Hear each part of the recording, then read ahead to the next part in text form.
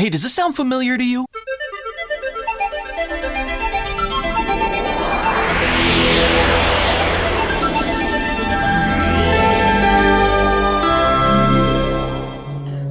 If you were a young student in Alberta in the late 1970s, you might have watched many documentaries produced by the National Film Board of Canada.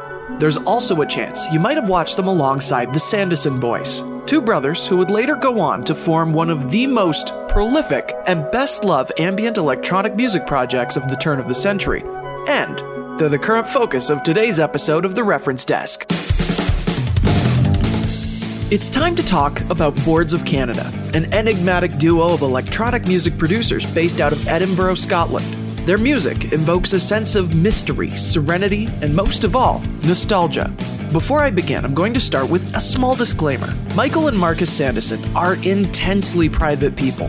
They seldom do interviews and pretty much never interact with their audience online, shunning social networking entirely.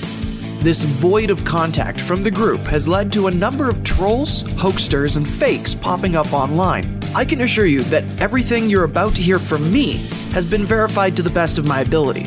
But should you go read up more online, take it with a healthy dose of skepticism.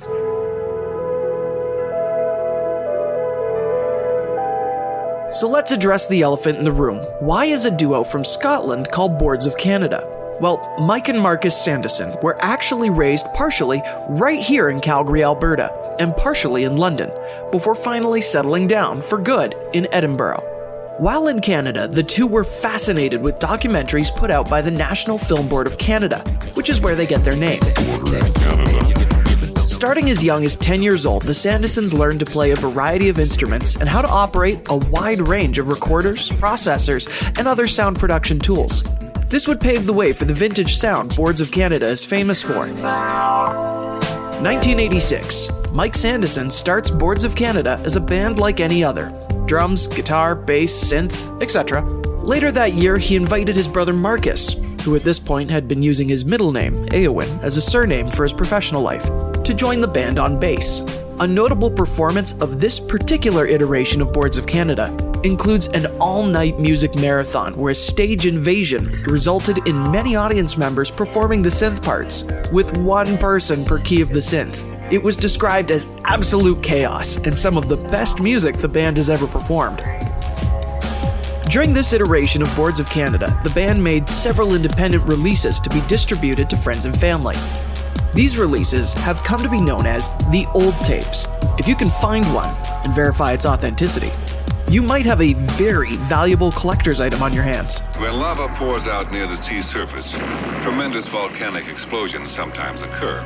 By the early 90s, Boards of Canada had amassed around it a sort of artistic collective that today is known as Music 70 or Hexagon Sun. In time, submarine seamounts or islands are formed, which also happens to be the name of their Pentland Hills recording studio.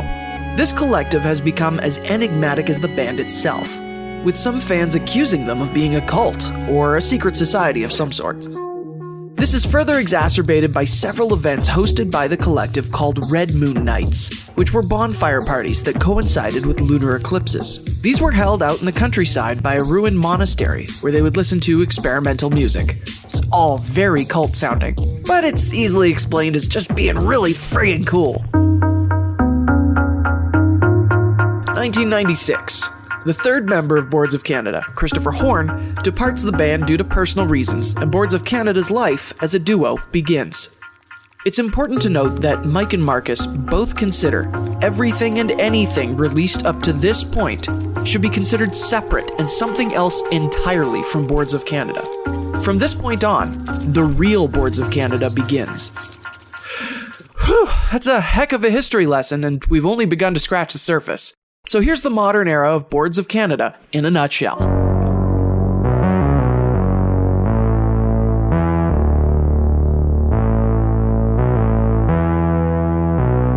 In total, Boards of Canada has released 4 albums, starting with 1998's Music Has the Right to Children. Then their second release, the much darker Geogotti, the more organic-sounding album, The Campfire Headphase, and 2013's Tomorrow's Harvest. Now that may not seem like a lot, but Mike and Marcus are notorious perfectionists. The brothers are reported by a member of Hexagon Sun as spending nearly all their time working in the studio, with many recording sessions for GeoGotti going to 4 a.m. So what happens in all that time? Well, Boards of Canada spends a very large amount of time creating what they call collateral material, which are short audio experimentations. These sometimes grow into full songs, or as one of the many sub 2-minute tracks that are interspersed throughout their albums.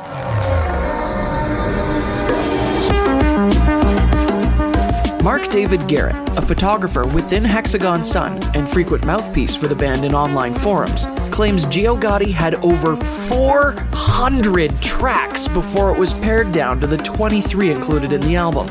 Now, let's extrapolate from that. Say every album requires at least 200 tracks, to be conservative. And each EP, of which they have 7, takes 50 tracks. All in all, that means Boards of Canada's archive of unused material contains roughly 1,150 tracks. And that's not counting all the material they made before 1995, which could, in theory, go back as far as 1983. According to Mark Garrett, they've been working on going through the archive with a fine-tooth comb to release a boxed set of oldies and oddities. Though this initiative has been going on for 5 years now, it could be a while before it sees the light of day.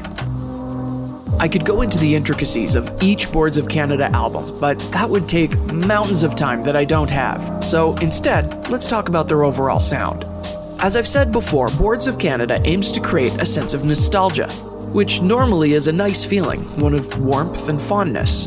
Boards of Canada actually twists that feeling into something a bit darker. One forum commenter actually received kudos from Hexagon Sun member Mark David Garrett for getting what Boards of Canada was doing.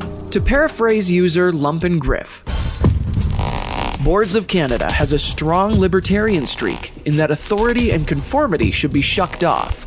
But there is a danger in that. They are guardians of the mysterious, a place where beauty and madness aren't that far apart, and blissful communal living is only a hair away from brainwashed occultism. Boards of Canada is not safe. It doesn't exist to repackage nostalgic, sepia-toned images of childhood. Rather, they're there to preserve your childhood, including parts you'd rather forget. Listening to adults argue, being betrayed by your first friend, blind puppy love, and humiliation. You should be seduced and frightened by their music, and recognize you're being seduced and frightened by your own reaction. So let's break down how they actually do that. As stated before, Boards of Canada is fond of using samples from old media, like documentaries from the National Film Board of Canada. They also take their samples from other public broadcast sources like PBS.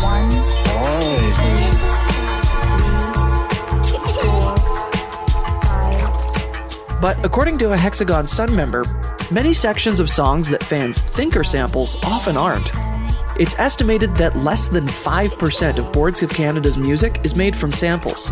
However, a large majority of their vocal parts do come from outside sources, though that doesn't mean all of them. Over the years, Boards of Canada has mastered taking a modern recording and making it sound vintage. This way they can blend their original work and their samples and create one cohesive sound. In fact, many of the vocals found in GeoGotti come from original recordings.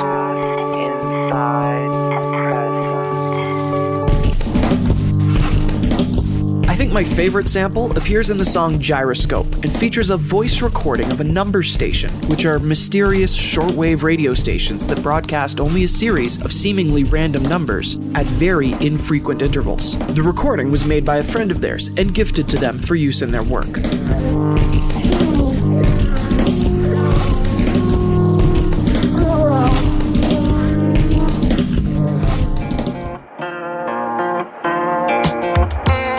So, how about the music itself? Well, Mike actually spent a large amount of time building their Hexagon Sun studio and purchasing a very large collection of old recorders, reel-to-reels, synths, and other modern and vintage music production tools.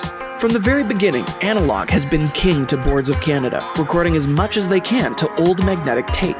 This is a long, meticulous process, and once a sound has been recorded, re-recorded, processed, manipulated, and re-recorded again, the final result is an almost ethereal, otherworldly tone. Almost like all the equipment used to record it was damaged, but only a little.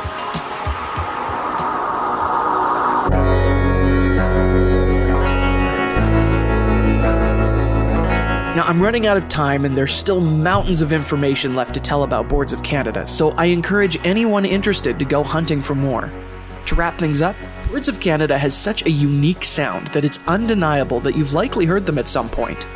Their music has been featured in Baby Driver, Sinister 1 and 2, 6 Feet Under, The Grand Tour, Now Is Good, and in Web 1.0 viral sensation, Salad Fingers. Hubert Cumberdale, you taste like Sutton poo.